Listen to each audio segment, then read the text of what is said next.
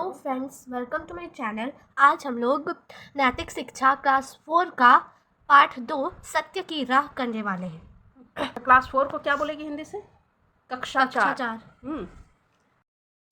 अब ये सत्य की राह शुरू करने वाले हैं। सत्य की राह बहुत काफ़ी अच्छी एक स्टोरी है, नैतिक शिक्षा से भरी हुई, शिक्षाप्रद ये स्टोरी है। बहुत सीख मिलेगा इस स्टोरी से। इसको अंत तक पेशेंस के साथ, और इंटरेस्टिंग भी है, तो अंत तक पूरी स्टोरी को सुनो। ठीक है बेटा। यहाँ से शुरू होती है। देखिए कक्षा में, देखिए टीचर यहाँ पे अध्यापक कक्षा ले रहे हैं, पढ़ा रहे हैं। बोल रहे हैं, बच्चों अगर आपको कभी सड़क से गुजरते समय एक हीरा सड़क पर पड़ा दिखाई दे तो आप क्या करेंगे? आप सोच रहे होंगे, भला इसमें पूछने की क्या बात है? स्वाभाविक है, मैं उसे उठा लूँगा और उसे बेचकर जो धन प्राप्त होगा उससे अपने अनगिनत सपने पूरे करूँगा। देखिए शिक्षक ने क्या पूछा कि अगर आपको सड़क पे हीरा मिला, पड़ा मिला है, तो क्या करेगी, है ना? तो बच्चा क्या बोले, अरे इसमें पूछने की क्या बात है? जाहिर सी बात है कि उसको उठा लेंगे और उसको बेच के अपना सपना पूरा करेंगे। जो भी हम करना चाहते हैं वो करेंगे, क्योंकि हीरा तो बहुत कीमती होता है। बेचेंगे क्यों? जो उसके मालिक होगा उसको ना देंगे। हाँ, तुम्हारा अगर वैसा सोच है तो बहुत अच्छी बात है। तो देखिए नॉर्मली लोग क्या करेंगे कि हीरा मिला है ना, इसको बेच के हम धन कमाएंगे, और जो मेरा ख्वाहिश है, जो हम करना चाहते हैं, वो हम अपना पूरा करेंगे इसको बेच के। आगे बोलते हैं कि मैं जानती हूँ शायद आप अभी तक अपने उन सपनों में खो भी चुके हो। लेखिका बोल रही है ना? इससे क्या पता, मैं जानती हूँ बोल रही है, मतलब कि ये जो लिखे हुए हैं इस मॉरल कहानी को, वो कोई लिखा है यहाँ पे, नाम वो नहीं कोई लिखा लेखिका है ना? लेखक नहीं बल्कि लेखिका है, मीन्स की कोई लेडी राइटर है। ठीक है, तो बोले मैं जानती हूँ शायद आप अभी तक अपने उन सपनों में खो भी चुके हो जिन्हें आप उस धन प्राप्त से पूरा करना चाहेंगे। वो बोल रहे हैं कि अभी तक तो आप उस सपने में भी खो गए होंगे कि ये मिल जाता तो ऐसा कर लेते, है ना? बच्चे सोचेंगे कहीं घूमने चल जाएंगे, या कुछ बच्चे लोग सोचेंगे हीरा भी मिल जाएगा तो सोचेंगे बहुत सारा टॉफ़ी और आइसक्रीम ले लेंगे, है ना? ठीक है, बच्चा तो यही सोचेगा। बड़ा लोग रहेंगे तो घर बनाएंगे, गाड़ी लेंगे, बंगला लेंगे, इस तरह का सोचने लगेंगे। जिसका जो ख्वाहिश है, जो सपना है, जो ड्रीम्स है, वो अपना पूरा करने का सोचने लगेंगे। या यह भी संभव है कि आप में से कुछ लोग सोच रहे होंगे कि आखिर अचानक ये प्रश्न क्यों, मतलब अचानक शिक्षक ने ये प्रश्न क्यों पूछ दिया। तो चलो आपकी जिज्ञासा शांत करने के लिए बता दूं कि ऐसा ही एक प्रश्न बहुत साल पहले एक अध्यापक ने अपनी कक्षा में भी पूछा था। बहुत साल पहले एक अध्यापक ने अपनी कक्षा में पूछा था ऐसा ही एक प्रश्न। ठीक है, यह अध्यापक महाराष्ट्र के एक छोटे से गांव के विद्यालय में पढ़ाते थे। महाराष्ट्र हमारे देश की ही एक स्टेट, हाँ, एक स्टेट है हमारे देश की, है ना? राज्य है। मुंबई उसी की राजधानी है, कैपिटल है महाराष्ट्र की। ओके, तो महाराष्ट्र के एक छोटे से गांव में कोई टीचर पढ़ाते थे। उन्होंने जब ये प्रश्न अपनी कक्षा में पूछा तो आप ही की तरह बहुत सारे बच्चों ने उत्तर दिया कि उस हीरे को बेचकर जो धन प्राप्त होगा उससे वह अपने उन सपनों को पूरा करेंगे जिन्हें पूरा करने के लिए उनके पास अभी पर्याप्त धन नहीं है। पर्याप्त धन मतलब उतना धन नहीं है जितने में इसका ड्रीम पूरा हो जाए। तो वो बच्चे भी यही सोचे कि हम तो वो करेंगे जो को मेरा सपना है वो हम कर लेंगे, है ना? जिसको पूरा करने के लिए मेरे पास अभी तक उतना पैसा नहीं है, वो हम पूरा कर लेंगे। ओके, आगे है, उस कक्षा में गोपाल नाम का एक छात्र भी पढ़ता था। वह बहुत ध्यान से अपने सहपाठियों की बात सुन रहा था। सहपाठी मतलब दोस्त। पाठ मतलब होता है पढ़ना, और सह मतलब होता है साथ, तो साथ पढ़ने वाले, जिसको क्लास फ्रेंड बोलते हैं, है ना? क्लासमेट बोला जाता है। ठीक है, तो सहपाठी मीन्स क्लासमेट। तो वो बहुत ध्यान से अपने सहपाठियों की बात सुन रहा था कि उसके सहपाठी कोई बोल रहा था कि मैं ये करूँगा, कोई बोल मैं वो करूँगा। जिसका जो सपना है, तुमको हीरा मिल जाए तो तुम क्या करेगी? उसे मालिक को ढूंढेंगे। अरे अगर को नहीं ढूंढेगी तब तो कौन सा ड्रीम पूरा करेगी? तब पापा को दे देंगे, पापा जो करेंगे। अच्छा, तुम नहीं सकेगी कुछ करने। चलो, तो बच्चे क्या सोचने लगते हैं, बच्चों का दिमाग अपना जो मन आए, है ना? वो बोलेगा टॉफ़ी खाएंगे, आइसक्रीम खाएंगे, घूमने जाएंगे, एरोप्लेन में चढ़ेंगे। ठीक है, जिसका जो सपना है वो बोलेगा, है ना? तो छोटा सा हीरा मिलेगा तो इतना सारा कैसे कर लेगा? हीरा बहुत कीमती होता है बेटा, है ना? और छोटा मिलेगा कि बड़ा मिलेगा उसकी यहाँ पे बात नहीं हो रही है। बात हो रही है कि हीरा मिलेगा जिससे बहुत सारा धन प्राप्त होगा, है ना? हीरा बहुत कीमती होता है क्योंकि हीरा बनाने का प्रोसेस भी बहुत ज़्यादा डिफ़िकल्ट है। हीरा जो है ज़मीन के अंदर से मिलता है ना? जिस तरह कोयला मिलता है उसी तरह हीरा।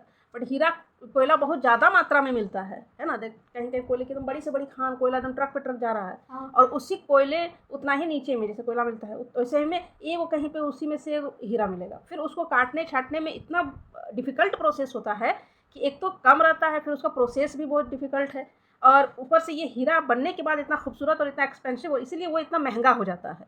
ठीक है, क्योंकि लोग उसकी मांग ज़्यादा है ना, डिमांड ज़्यादा है, और उसको अवेलेबल बहुत कम है, और उसको बनाने का प्रोसेस भी बहुत महंगा है, इस वजह से हीरा बहुत महंगा होता है। खैर, तो ये अब क्वेश्चन मतलब चैप्टर में क्या है, आगे बढ़ते हैं। जब अध्यापक ने गोपाल से पूछा कि वह उस हीरे का क्या करेगा, तो गोपाल ने उत्तर दिया कि वह उस हीरे के मालिक का पता लगाने की कोशिश करेगा ताकि वह उसे हीरा लौटा सके। अच्छा, तुम यहीं से सुन के बोल रही थी क्या? नहीं, हमने स्टोरी पढ़ी भी नहीं है।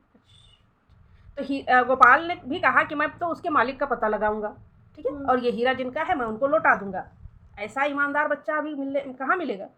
तो ये कहाँ की बात है? महाराष्ट्र के एक छोटे से विद्यालय की बात है ना। अब आगे क्या है? अध्यापक गोपाल का उत्तर सुनकर चकित रह गए। उन्होंने उससे फिर पूछा, अगर मालिक का पता ही न चल पाए तो क्या करेगा? गोपाल ने उत्तर दिया कि तब उस हीरे को बेचकर उससे जो धन प्राप्त होगा उसे देश सेवा में लगा देगा। देखो कितना ये लॉयल, कितना ईमानदार, कितना अच्छा बच्चा है। ये बोला अगर मालिक का पता ना लगे तो मैं उस हीरे को बेच दूंगा, और उससे जो धन प्राप्त होगा उस धन को मैं देश की सेवा में लगा दूंगा, जरूरतमंद को दे दूंगा। ओके। शिक्षक गोपाल का उत्तर सुनकर बहुत प्रसन्न हुए। प्रसन्न मतलब खुश हुए। फिर भी अध्यापक मतलब टीचर होता है। हाँ, पता है। अध्यापक के मन में गोपाल की ईमानदारी और सच्चाई को लेकर कहीं शंका थी, इसलिए उन्होंने गोपाल को आजमाने की सोची। ठीक है, सुन के तो टीचर बहुत खुश हो गए कि वाह कितना ईमानदार बच्चा है, लेकिन उनको फिर भी थोड़ा शंका हुआ। शंका मतलब शक हुआ, है ना। उन्होंने सोचा इसको थोड़ा आजमाना पड़ेगा, है ना, इनका टेस्ट मतलब लेंगे, अनजाने में देखेंगे कि ये क्या करता है ना।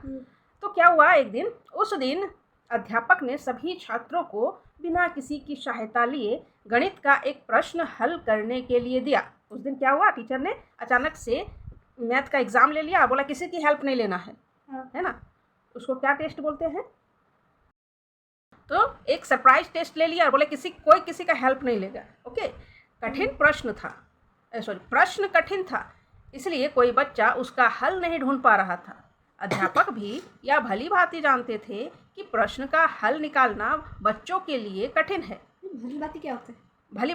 भली भांति का मतलब होता है कि अच्छी तरह से जानते थे। क्या जानते थे? कि प्रश्न बहुत डिफिकल्ट है, इतना आसानी से नहीं बनेगा, है ना। हालांकि वे यह भी जानते थे कि कृष्णकांत जो कि कक्षा में पढ़ता था, एक और स्टूडेंट था कृष्णकांत, वो भी कक्षा में पढ़ता था, शायद वह प्रश्न का हल निकाल सके, है ना। टीचर लोग को पता रहता है ना कौन बच्चा कितना एक्टिव है और कौन निकाल सकता है। जैसे तुम्हारे टीचर को पता रहता होगा कि अनुषा इसका तो हल बिल्कुल नहीं निकाल पाएगी। कैसे? अरे कैसे क्या, टीचर को पता है ना कि तुम तो एकदम क्या बोलते हैं उसको, भोथर है। भोथर कैसे? सब टीचर जानते हैं कि हम ठीक है पढ़ने में। अच्छा, विश्वास नहीं हो रहा है तो फ़ोन करके पूछ लेना, नंबर भी है मेरे पास। अच्छा, देखेंगे, पूछेंगे हम। ठीक है, चलेगा। हाँ चलेगा। उनको जैसे कि टीचर को पता था कि कृष्णकांत शायद इसका प्रश्न का हल कर ले, है ना। ओके। कुछ देर बाद गोपाल उस प्रश्न का हल ढूंढ लाया, गोपाल बना के ले आया, है ना, सॉल्व करके ले आया। अध्यापक ने प्रसन्न होकर गोपाल को पुरस्कृत किया, प्राइज दिया गोपाल को, है ना, खुश होकर। साथ ही यह भी जानना चाहा कि उसने इस प्रश्न का हल कैसे निकाला। तभी विद्यालय की घंटी बज गई। उन्होंने जानना चाहा कि कैसे तुमने शक लिया भाई, इतना मुश्किल था, है ना। तभी अचानक से छुट्टी की घंटी बज गई। विद्यालय की छुट्टी होते ही सारे छात्र घर जाने के लिए दौड़ पड़े। उधर अध्यापक जी को भी प्रधानाध्यापक ने तुरंत मिलने के लिए बुला लिया। इधर छुट्टी का घंटी बजा और प्रधानाध्यापक मीन्स प्रिंसिपल सर ने क्लास टीचर को बुला लिया कि आप थोड़ा आइए, है ना। तुरंत बोला तो उनको जाना पड़ा। अतः गोपाल को पुरस्कार पकड़ाकर अध्यापक जी प्रधानाध्यापक के कमरे की तरफ चल पड़े। वो चल गए प्रधानाध्यापक के कमरे की तरफ, टीचर चल गए प्रिंसिपल के रूम में, है ना। गोपाल पुरस्कार लेकर अपने घर की तरफ चल दिया, परंतु अध्यापक जी को यह ना बता पाने के कारण कि उसने इस प्रश्न का हल कैसे निकाला, वह मन ही मन बहुत निराश था, है ना। गोपाल ने पुरस्कार तो लेके घर जा रहे थे, लेकिन उसने बताया नहीं ना कि हम कैसे इस प्रश्न का हल निकाले, तो उसको अच्छा नहीं लग रहा था, है ना, उदास था। उसके मन में पुरस्कार प्राप्त करने के बाद भी कोई खुशी नहीं थी। उसे लग रहा था कि वह इस पुरस्कार का सच्चा अधिकारी नहीं है। उसको क्या लग रहा था कि हमको ये पुरस्कार नहीं मिलना चाहिए था, हम इसके लायक नहीं हैं। अब इसे उसको क्यों लग रहा था ये आगे पता चलेगा, है ना। रह रहकर उसके मन में विचार आ रहे थे कि उसने सबको धोखा दिया है।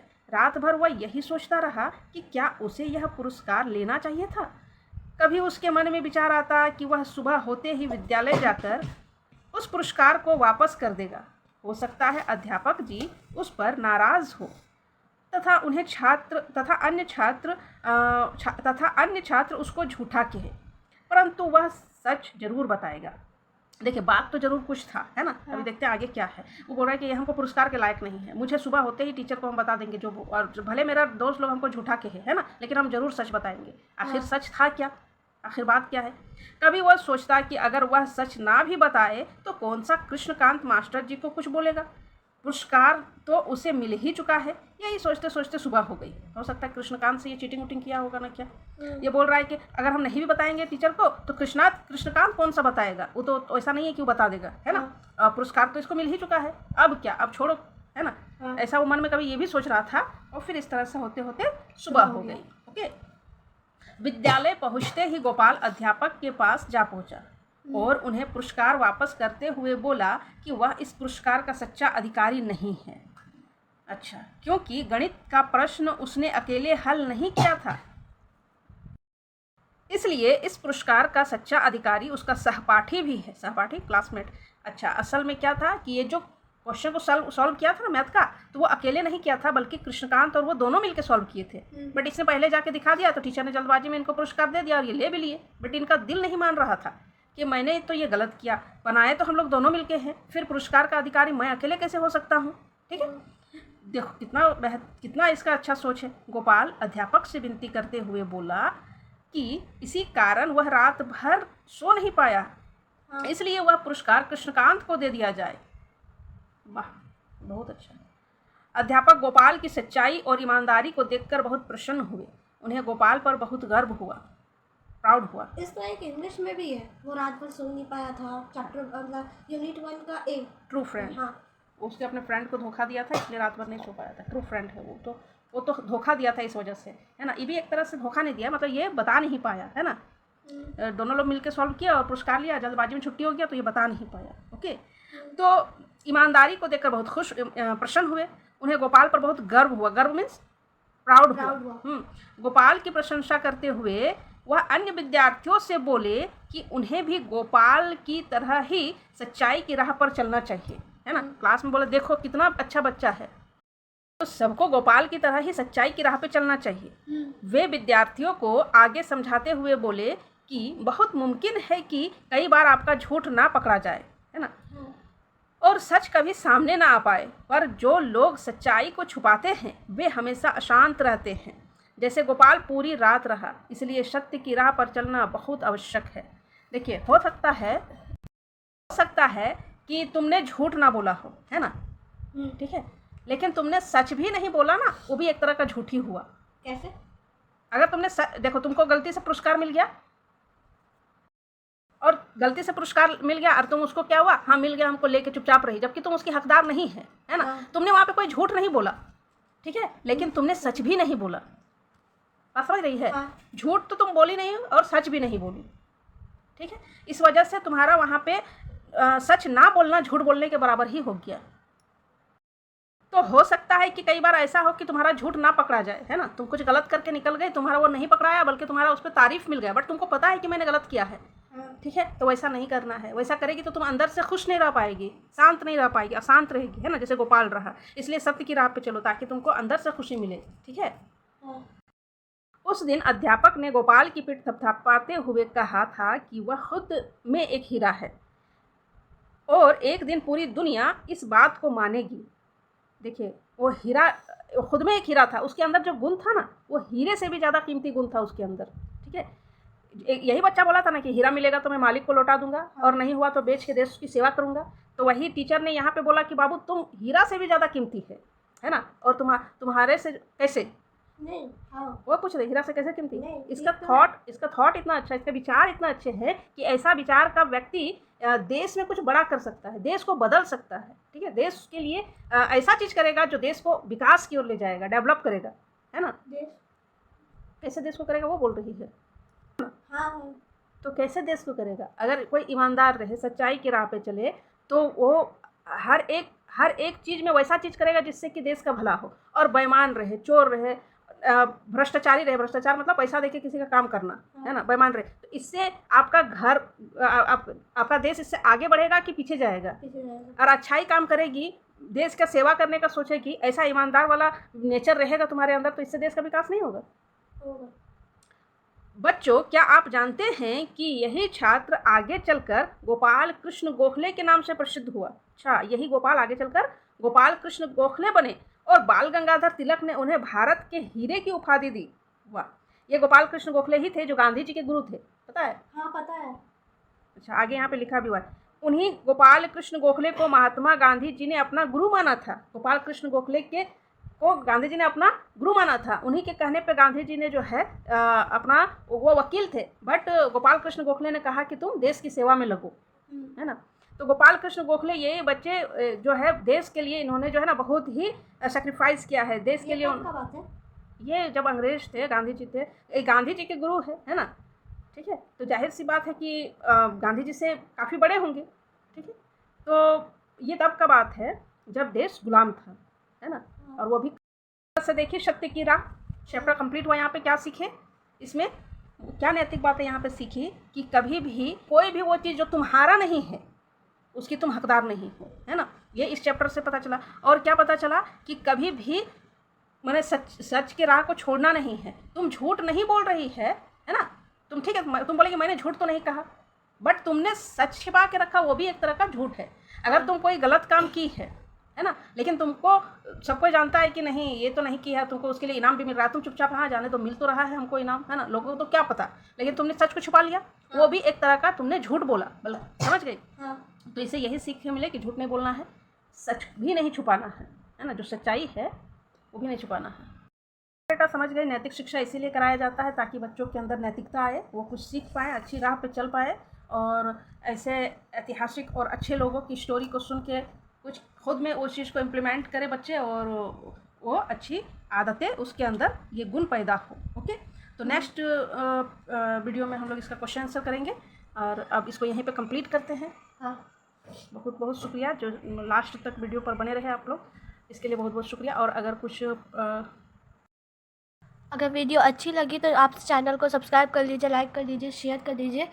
क्लास 4 के लिए ये स्पेशल अभी है, फिलहाल हम लोग क्लास 4 का वीडियो रोज़ पर डे डालते रहेंगे। ओके।